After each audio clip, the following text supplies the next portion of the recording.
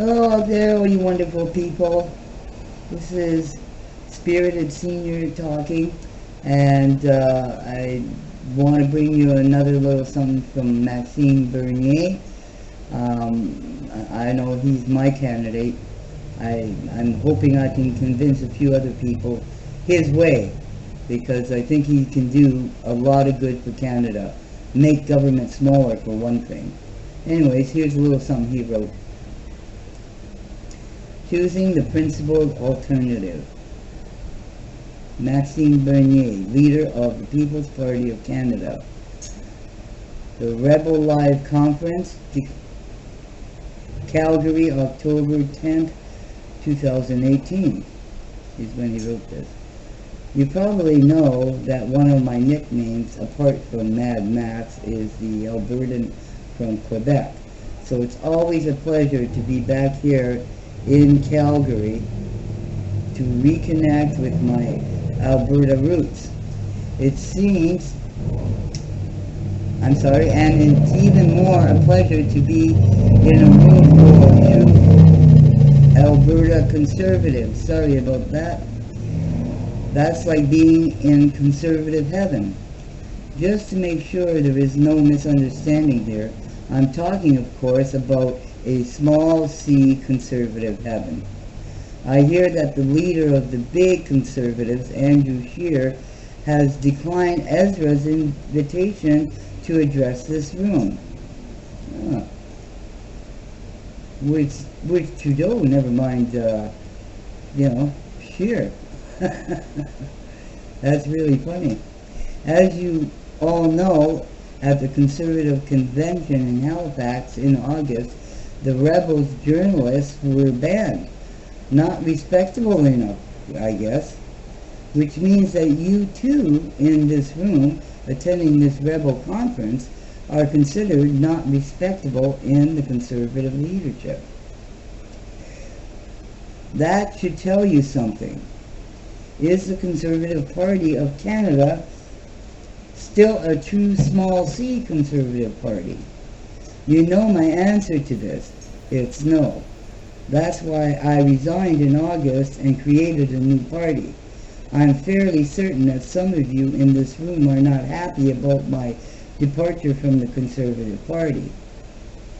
Perhaps you believe I should have stayed and pushed my ideas within the party, that we should have remained united to beat the Trudeau Liberals next year.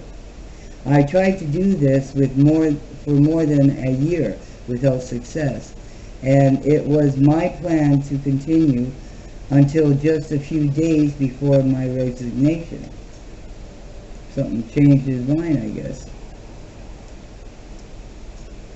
Perhaps you believe I tried, when my tweets about radical multiculturalism created a storm in early August, I thought I was expressing what almost all conservatives believed in. We must start pushing back against this politically correct nonsense that's destroying our society and culture. But the reaction from my conservative colleagues was universally negative. I'm not surprised. And then, in a phone conversation, Andrew Scheer told me I did not represent the party and my ideas were not welcome. He repeated the same line publicly, and I was told to either shut up or toe the party line or leave. This should not have surprised anyone. Andrew plays the same game of pandering as Trudeau does. Yes, he does. Sorry to say, people, but yes, he does. Are you following him on Twitter or Facebook? Every second day he wishes Happy Independence Day or Happy whatever holiday to Canadians who immigrated here from this or that country. He seems to be running not for Prime Minister, but for Secretary General of the UN. He might make a good one. This is the Trudeau way of doing politics. Focus on what divides us instead of appealing to our common identity and treating us as Canadians first and foremost. That's not the Conservative way. So what should I have done? There comes a time when you have to choose. Choose to play along in a losing game, or choose to be true to yourself, true to your principles, and loyal towards all the people who supported you. I choose the principled alternative, and I hope to convince you to do the same. I'm pretty sure nobody here needs convincing that the Trudeau Liberals must go. Ezra and his team do a fantastic job on exposing Trudeau's disastrous policy. Yes, and I have to give them credit for all the criticism they've gotten. You know, they do stay true to the storyline, and Ezra especially. He keeps us up on everything that's going on, with Trudeau especially. The one important debate from a true conservative perspective: who is best positioned to replace him? We have less than 1 year to decide this. Yeah, we got about a month, people. Andrew Scheer is not that person, for a whole series of reasons that now differentiate the old Conservative Party from the People's Party. Exhibit number 1, pandering to interest groups. Let's talk about supply management. I know you're fed up with the issue, but it can't be avoided. That's the socialist system put in place by Pierre Trudeau in the 1970s that protects 13,000 millionaire farmers. It forces Canadian families to pay hundreds of dollars more each year for poultry, eggs, and dairy products. And yes, this is true, you know. It's a cartel that is legally allowed to fix prices. It's the opposite of the free market. There is absolutely no reason for a Conservative Party to support such a system, apart from the fact that in a few rural ridings, mostly in Quebec and Ontario, the supply management vote can have an influence on the results.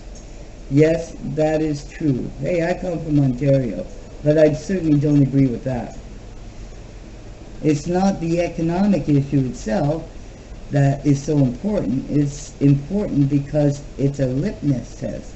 If you cannot resist pressure from the supply management cartel, how will you be able to resist pressure from all the powerful special interest groups? Yeah. Those that demand subsidies, tariffs, protection from competition, legal privilege, and various other special goodies from government at the expense of 37 million Canadians, you won't be able to. I have been absolutely clear on this. The People's Party will propose policies that are good for all Canadians. It will resist pressure from interest groups. I know this can cost votes, but how can we restore a true democracy if nobody is willing to take a risk? Yes, it's time us, laid back people start waking up. Yes, it's true. Andrew wants to keep playing that game. That's why I call the Conservative Party too intellectually and morally corrupt to be reformed. The People's Party is the principled alternative. Exhibit 2. Immigration. We all agree that we are a country built on immigration, but mass immigration is causing a backlash everywhere. What we need is a policy of sustainable immigration to fulfill Canada's economic needs. Our immigration policy should not be aimed to forcibly change the cultural character and social fabric of Canada, as radical proponents of multiculturalism want. The vast majority of Canadians rightly expect immigrants to learn about our history and culture, master one of our official languages, and adopt widely shared Canadian values. Yes, under the Harper government, Canada welcomed an average of 250,000 immigrants every year. Under the Liberals, that number is set to go up to 350,000, and perhaps even higher. Trudeau's adversary council suggested we go as high as 450,000 a year. Sure, more votes for them. The more immigrants there are, the more difficult it will be to integrate them into our society, and the more social and cultural disruptions it will bring. 49% of Canadians say they want fewer immigrants. I have been very clear I want to go back to the average of Harper's years. The Conservative Party under Andrew Scheer has not proposed any number. They want to do studies and decide later. Yeah, because they don't want to tell us now what their numbers will be. On issues such as immigration and multiculturalism, they are simply not willing to push back against the dominant left-wing narrative. They are afraid to create controversies. I'm not afraid to tackle controversial issues.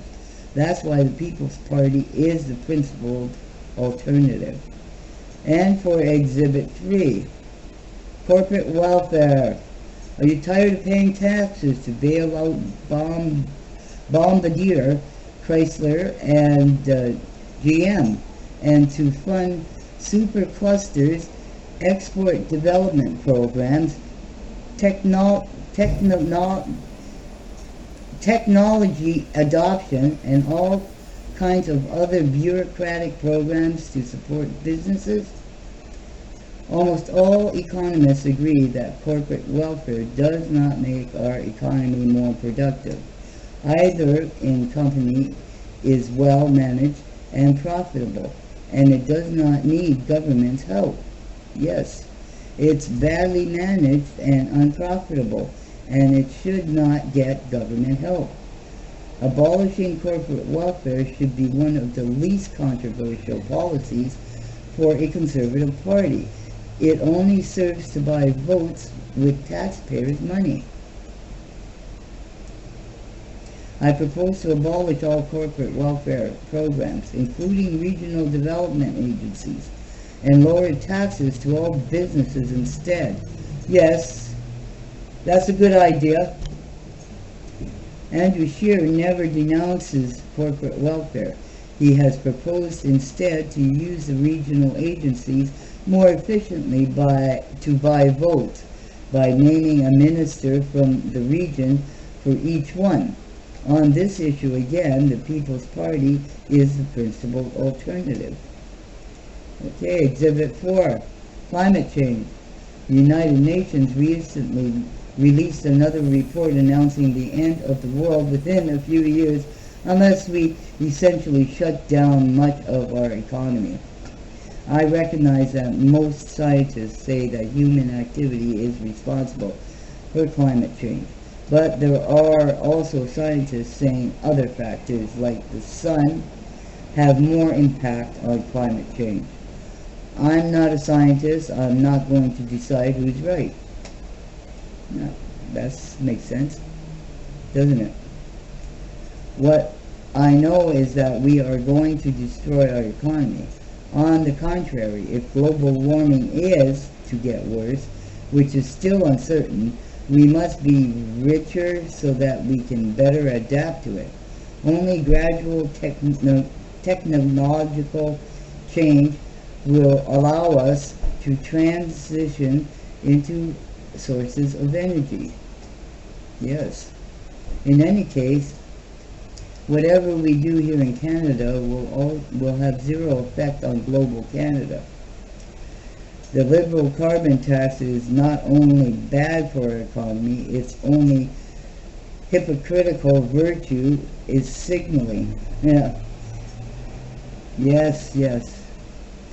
Andrew Scheer is against the Liberals' carbon tax, but the first thing he did after becoming leader last year was to whip his caucus to vote in favor of the Paris Accord on climate change. And he says he will soon have a plan to reach the Paris CO2 reduction target. Really? The Paris Accord also commits Canada and other rich countries to transfer billions of dollars to poor countries to help them fight climate change. It's a giant redistribution scheme. Yes, it is. Because the money now is going to China, was going to China. That's why Trump got out of it. People, we need to get out of it too. Why are we paying for them? So that they can have industry. They bring all the industry over there and they're making all the pollution over there, and then we have to clean up their pollution. That doesn't make sense. I'm the only politician in Ottawa who promises to take Canada out of Paris Accord and who will not impose new taxes, regulations, or subsidy programs on top of all those that exist to fight climate change. Another proof that the People's Party is the principled alternative. Exhibit 5 is equalization. I know that's one of our favorite topics. You're fed up paying for this program only to see the billions of dollars go to other provinces. As a Quebecer, I can tell you I'm ashamed to live in a province that has been a beneficiary for half a century. The equalization program is unfair for the provinces that never receive any money, and it's unfair and inefficient for the recipient provinces because it is designed as a welfare trap that keeps them poor. Yes, it is, all you people who want to stay on welfare and not work. It encourages them to keep taxes high and to intervene more in their economies. They don't have as much incentive to make their economies more competitive because more private sector growth will lead to less equalization money. See? You give them something for free, they'll take it. Have you heard Andrew Scheer say something like this? No, and you won't. He's just too afraid to touch it. When the program's formula was renewed without change this summer, I was the only politician in Ottawa who said anything. I'm from Quebec, and I'm not afraid to open this debate. If this will not convince you that the People's Party is the principled alternative, I don't know what will. There are many more issues where People's Party proposes solutions that challenge the status quo. Yes, I'm going to name them here. Abolish foreign aid and save the $5 billion we spend every year to keep Canadians instead, to help Canadians. A foreign policy that focuses on the security and prosperity of Canadians, not on pleasing the dysfunctional United Nations. Yes, get rid of boutique tax credits and lower personal taxes. Let provinces experiment with private delivery of health care within a publicity-funded universal system, as European countries have done, so that we can eliminate long waiting lists. Yes, and they are long, aren't they? Privatize Canada Post. Yes, keep it out of the government. Completely open the telecom and air travel sectors to foreign competition to get better services and lower prices. On these and many other issues, the Conservative Party has nothing specific to offer. Defending clear principles. On the masthead of my blog, there was for many years a sentence that summarizes my approach to politics. If we want conservative principles to win the battle of ideas, we have to defend them openly with passion and conviction. I have been defending the same small government principles since I entered politics 12 years ago. The specific policies I proposed during the leadership campaign are the same ones that form the basis of the People's Party platform. With me, you know what you're getting. Well, this is true. What about Andrew Scheer's Conservatives? A year and a half ago became a leader. Scheer is still an unknown quantity. Most Canadians don't know who he is and what he really stands for. The party has to run ads on TV to make sure Canadians have some idea of who he is. We know he's against the carbon tax, against illegal migrants, and in favor of pipelines. That's fine. We all agree with this. But what else? The Conservative Party still has no platform for next year's election. They keep saying they will unveil bits and pieces as it's coming along in the months. Do you know why it's not ready? It's because they are still doing polls and focus groups. That's why. It's not about principles. It's about pandering. Yes, it is. They're trying to determine the types of promises to specific groups and voter segments that will bring them the most votes, and the buzzwords that will get the most positive reactions. It's all about election gimmicks. That's how the Conservatives do politics, just like the Liberals. Well, yeah, they're both the same, aren't they? My approach is the exact opposite. I believe we must be out there all the time with the same straightforward ideas and policies before, during, and after elections. That's how more Canadians will get to understand them, agree with them, and support them. This is true. That's how we push back against political correctness, against the predominant left-wing narrative that tries to portray our ideals as illegitimate. Scheer will never be an effective salesman for conservative ideas. Don't take my word for it, take his. Last week in a Toronto interview, Scheer said that the Liberals have moved so far to the left that, I quote, "We have an opportunity to say that we are a pragmatic centrist party with room for lots of different views on lots of different issues." Yeah, pragmatic centrist. Lots of different views, no principles, no coherent direction. Whatever you want, he will give it to you. Does this sound like the true conservative solution that you want to hear about? I don't think so. He certainly has a point. The NDP has become so far left that they've dropped out of the political spectrum. The Liberals are the new left. The Conservatives are moving to the center to replace them. This means that the People's Party is now the only party occupying the right. The People's Party is the principled alternative. And in conclusion here, I hope that by now you are at least convinced that there are major differences between the Conservative Party and the People's Party. And that if you want to support a party that will defend true conservative principles, you have to vote for us. And I believe that. There is another argument that many people are still rising. Only the Conservatives are strong enough to win. Voting for the People's Party will split the vote and help Trudeau to be re-elected. Well, I don't know about that, guys. You know, maybe that's what you're hoping for, but I don't think that's going to happen. You know what I mean?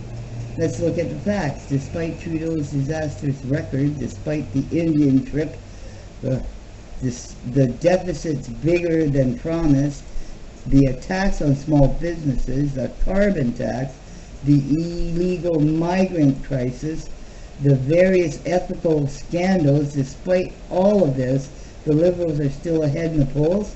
Scheer has been behind Trudeau in almost every poll over the past year and a half. Well, yes.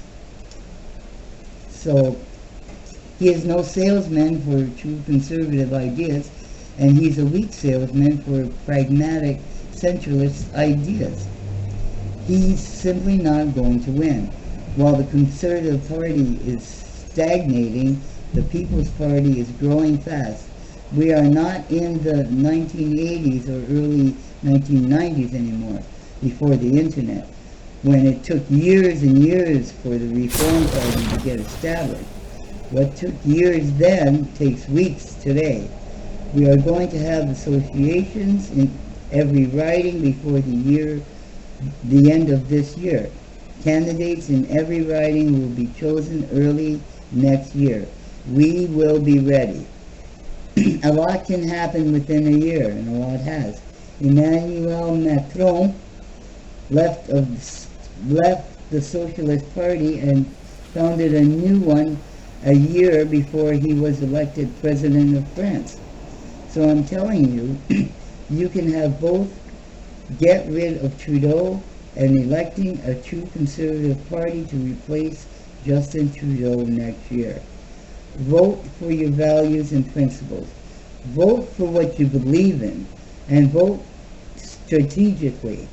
Choose the principled alternative party, the People's Party.